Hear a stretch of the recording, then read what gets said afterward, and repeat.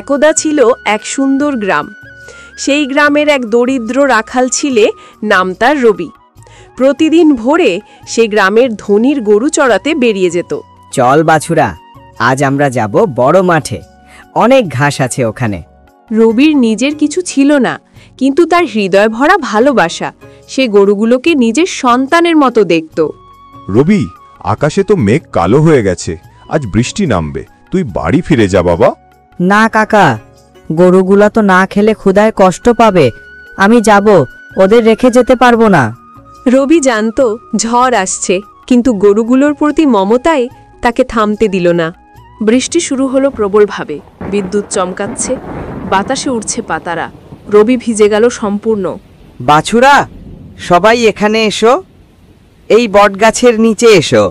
গরুগুলো ভয়ে গাছের নিচে জড়ো হলো। রবি নিজের গামছা দিয়ে তাদের মাথা মুছে দিল। ঠিক তখনই এক গরু ভয়ে মাঠের ধারে বনের দিকে দৌড়ে গেল।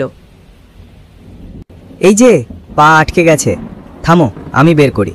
রবি নিজের প্রাণের ঝুঁকি নিয়ে গরুটিকে উদ্ধার করল। তখনই আকাশের দিক থেকে এক রহস্যময় আওয়াজ শোনা গেল। রবি, তুমি সত্যিকারের রাখাল, তোমার দয়া আর সাহসের পুরস্কার তুমি পাবে। রবি চারদিকে তাকালো, কেউ নেই, কিন্তু আকাশে এক ঝলক আলো। বৃষ্টি থেমে গেছে।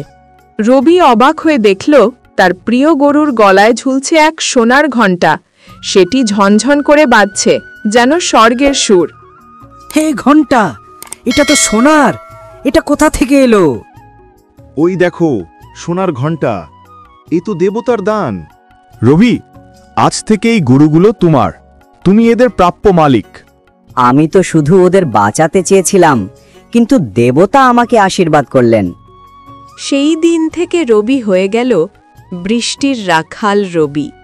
সে বুঝেছিল যে ভালোবাসে সেই প্রকৃতির আশীর্বাদ পায়। ভালোবাসাই জীবনের সত্যিকারের সোনার ঘণ্টা। যে হৃদয় বাজে মমতা, সেখানেই বেজে ওঠে আশীর্বাদ।